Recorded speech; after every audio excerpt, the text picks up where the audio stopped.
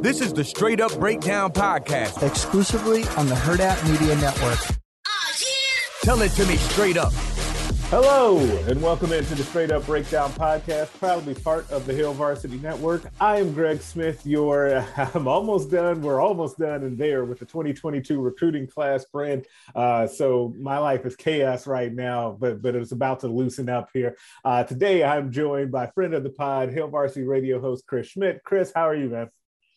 Greg, I love it, man. And you'll be able to pour a little Morgan and Coke and smile here Thursday. You're hustling. You're always hustling. And, man, that portal never stops. The recruiting never ceases. And these college coaches are on red alert 24/7, it feels like. Yeah, it's wild because it did not. It's funny because when I say, "Oh, it didn't used to be like this," I mean that like 2 years ago, right? Like this is a very recent phenomenon with two things that have really just kind of completely changed the landscape of college football recruiting. The early signing period, obviously, was the first big one. And that was it's even more, I think, than people thought with the amount of people or the amount of prospects signing in December versus February. But we kind of saw that coming. I don't know if we saw the portal and its impact coming. Like we thought that guys would move. We did not think that the amount of guys that have moved would move.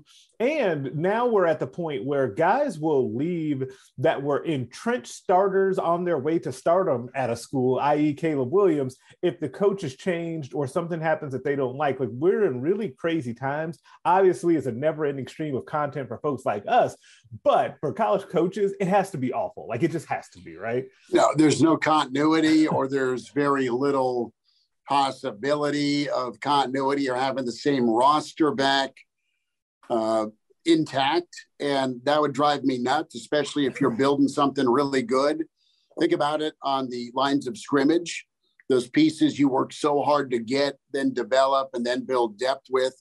You win in the Big Ten with your offensive and defensive line, but, man, you need a quarterback. Man, you need a middle linebacker. Right. You know, the quarterback of the defense. And if there's any sniff of change or there's just a better opportunity, a better team somewhere else that maybe they recruited you hard and finished second at one point early on in your career, guess what? You can just pack up your apartment and say, peace out. We'll talk to you next time. And Oklahoma's just a cautionary tale. And you talk to our friends down in Norman that are part of the program or close to the program. It's not just that Lincoln Riley left. It's how it was straight up scorched earth on the way out the door, right, with so many kids, a part of the recruiting class flipping to go with him. And then just the debacle of retaining the talent that had been recruited, retaining the 4 and 5 stars that are actually good players, right, already there as part of the program, because now you got Williams shopping around. And if you're Venables, this is a crazy different looking Oklahoma team coming to Lincoln in 2022 than you anticipated here even 4 months ago. Yeah, and I'm glad you said that because that's something I've actually been thinking about here recently. And that if you're Brent Venables and when you took this Oklahoma job, you're like, okay, we obviously have a team that's been really successful here recently. He's plenty familiar with the program. We've got a Heisman contending quarterback here, right?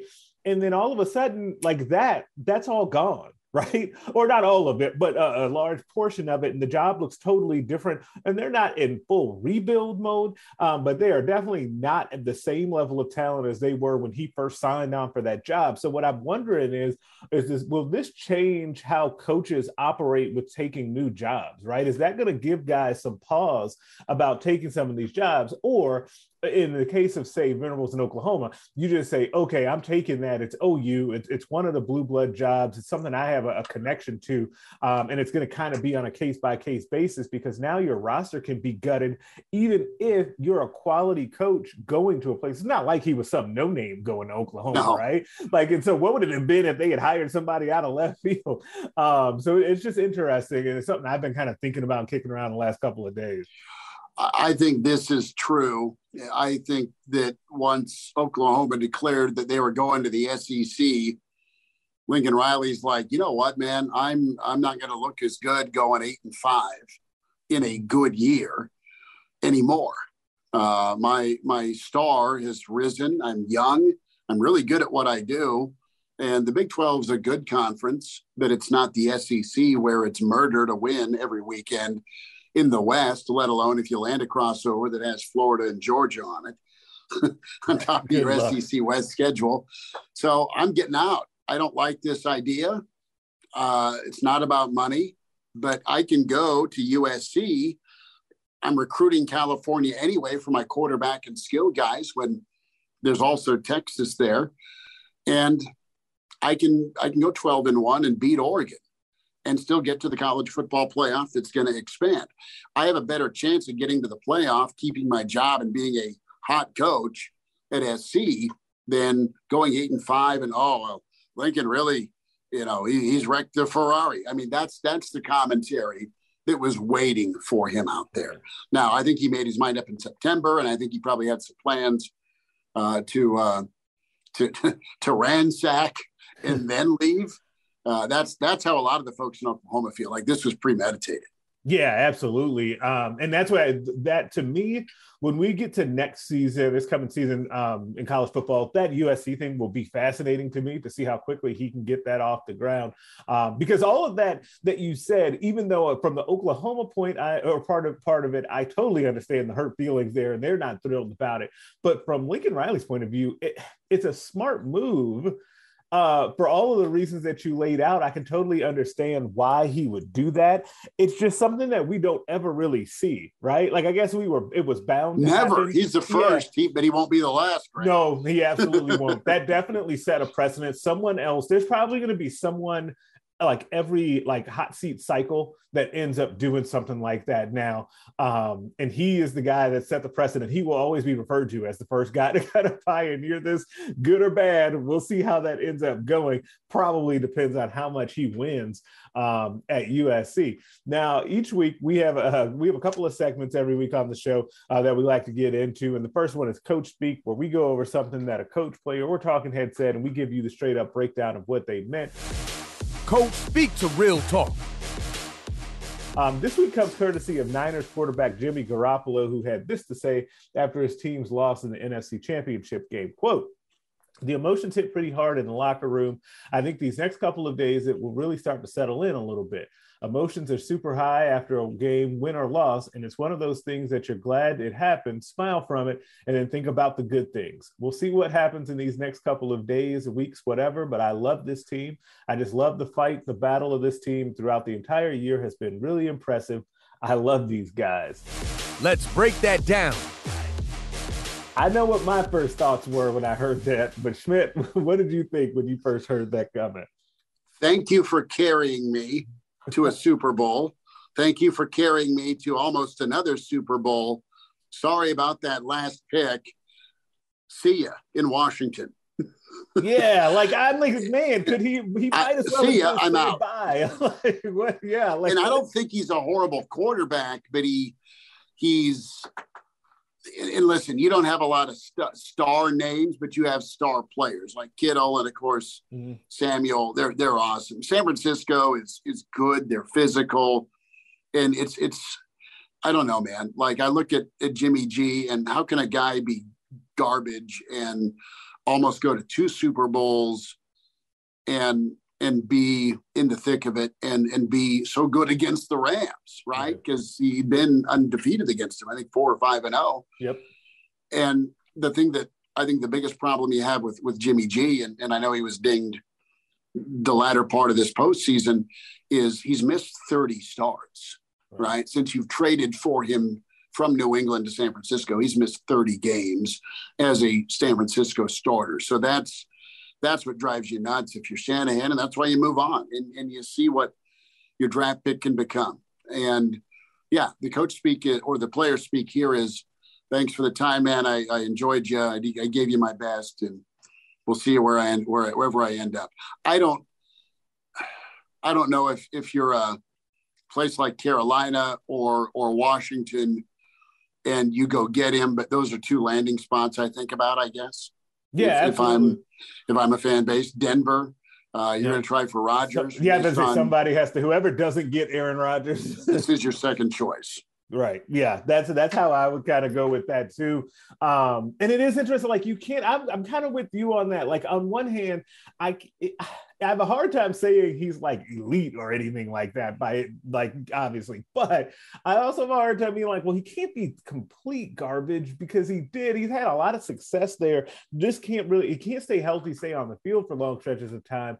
But when he's out there, he's fine. The only thing is if you were a Niners fan, it would drive you nuts because you watch those games, man, and it happened again yesterday. Like you just never know what you're going to get from him. Like you're going to get him blow a 17-7 lead. Yeah, you can get that. But you also can get to the 17-7 lead, right? But you can also have the pick that breaks the team's back and it's the season. Like you just never know what you're going to get. And hopefully, they turn this. If you're them, you turn it over to Trey Lance and he can help elevate you.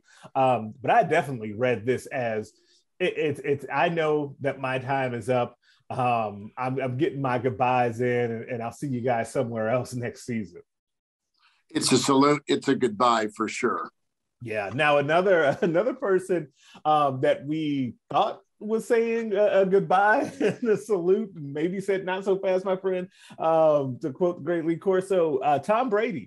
It came out over the weekend. There were all sorts of reports. I think Schefter, as usual, was probably the first person that I saw it with, at least, that Tom Brady, Tampa Bay quarterback, the GOAT, was going to retire. The announcement was imminent. The Tom Brady website and everything put out a little tribute on social media as well. And then we never got a full confirmation from Tom Brady himself. You never saw anything from him. Then you get the stuff comes out from his dad as he talks to a local TV station saying that, Tommy hasn't made up his mind yet. The reports saying that he has are totally false. The Tampa Bay Bucks, they came out as a team, the general manager licked and said, hey, we haven't heard anything from Tom Brady. And so that was a completely wild situation that happened on Saturday that it was a couple of things. It kind of forced me to kind of think, man, we're about to hit a time where Tom Brady is gone out of the NFL. It just feels like he's been a fixture for so long. And it was just fascinating to see everyone kind of backtrack, all while Tom Brady himself has said nothing. He has said nothing. I got it on pretty good authority. He's out of the country. So I don't know if he's in an Italian villa sunning himself or not. That's great. But just let that sink in. He could be stepping away. And if he is, I think it's Mama Bear saying, dude, you need to spend more time with the kids. Yeah. Because he still is good. He's still top 3, top 4 in the league right now at 44. And here's my tinfoil hat take on the thing. I'm ready for that. New England is boarding school, military school, Mother Russia, whatever. It's that regimented. Okay. It's a dictatorship and everything is to a T. It's probably boring, but it's necessary. And you've seen how great that franchise is. Tampa's spring break. We all remember spring break, and it was awesome. Yeah, we did. But eventually you go back to work, you go back to class, right? And I think it's just too loosey-goosey. And I don't think Tampa was locked in or prepared on offense, and it showed against the Rams. They shouldn't have been getting blown out by the Rams. So I think this may be a flex to get a little more control / say in how things go. Arians is going to have cocktails at 5. That's Bruce. BA's awesome, but you can win that first year. They got hot. They played well, right? Well, it was just it was kind of a disaster with Brown and how things transpired in Tampa, and they weren't as locked in as they could have been. I think Tom's kicked off. I think it's a missed opportunity as he sees it, and it needs to be more strict. It needs to be more focused moving forward. And if it's not going to be, then I'll retire, even though I don't want to retire, but I'm not going to be a part of it again. To me, that's my read on this thing. Okay, let's grow the hell up. Let's be a little bit more focused. It is a job. We need to be better, and we can control that. So I think that's part of this. He may have leaked this. I think he and Gronk maybe are kind of getting a kick out of watching their own funeral. Right. All right. And they won't see the blowback. And you've had roses thrown and well wishes, but they both still have ball left in them, and I think they want to play. Yeah, it's really interesting to know that kind of line of thinking, because it's something where, and the funny thing is, the first thing I thought about in that kind of a situation is kind of like what's happening in a way with LeBron and the Lakers. And the analogy there is that you want to make sure when you have these guys that are, and that like, even to say that like Brady, LeBron, those kind of guys are generational talents is probably underselling it, but they are, right? Like that, they're even more than that. But what comes along with guys like that is those dudes don't want to waste any years, especially as they get in the back end or the final chapter of their careers, right? And so if you're Tom Brady and you do think, hey, we could have been more prepared, we had some situations that blew up in our face, and we should have been better or had a better outcome this year than we did, then I can totally understand that. But I can also see where even though the team was good this year, after winning last year, and this happens all the time, teams end up taking that step back, or they get lose fat and happy, Greg. Yeah, you get fat and happy. And but what's the thing that he's kind of known for not being that though, right? Like it's like his thing to not fall into that trap and to always have that next challenge and to always stay going 100% and all of that. So I can definitely see where that sort of situation could tick him off. There are all sorts of theories about him, like for him being the one that leaked this, and like you said, him and Gronk just sitting back, like having a good chuckle about all of this. And I hope all of that is true, because it would be really funny. But I wonder, it feels like he will end up retiring, but it would not surprise me. I think he's back. Yeah, like that wouldn't surprise me at all. I think he's back. I think he's taken Mama to, like I said, an Italian villa and gonna sweet talk her and let me do one more year, honey. I hope she's not like squeezing him to retire if he still wants to play. Yeah, I think that's the thing. I don't know that sets you up. And I'm always fascinated by this, to be honest, about like what happens to these like superstar athletes when they do decide to retire and be home all the time, because it's Mama doesn't want them home. Yeah, it's just totally different than what you probably think it's going to be like. And you've had this time of, like, in his case, years and years of being used to what the routine is with him being away and being, the star quarterback, to then come home and be home all the time. But the added layer to that is if he does not really want to retire and decides to make her happy for it, like, it's just that you see that, like, that would be a thing that would happen to normal couples, right? About like changing jobs or doing something else. So like, it's just that sort of part of it is always super interesting. And it's why you end up having so many people come back and unretiring, or they go find that TV gig or something to get them that little break to kind of keep that little bit of the routine going. And that whole thing is fascinating, but I would not put it past him, Tom Brady, to come back and play another year out of spite as well, if he wasn't the one that leaked this. No, sorry, it paused there. No, listen, he there's so many different angles to this, Greg. There just is, and we'll see if he's back or not. And I'm thinking probably post Super Bowl, we'll hear something one way or the other. Yeah, absolutely. Now, every week we end the show with my favorite segment called Put Them on Blast, where we put someone on blast for something that they did or said. Put them on blast.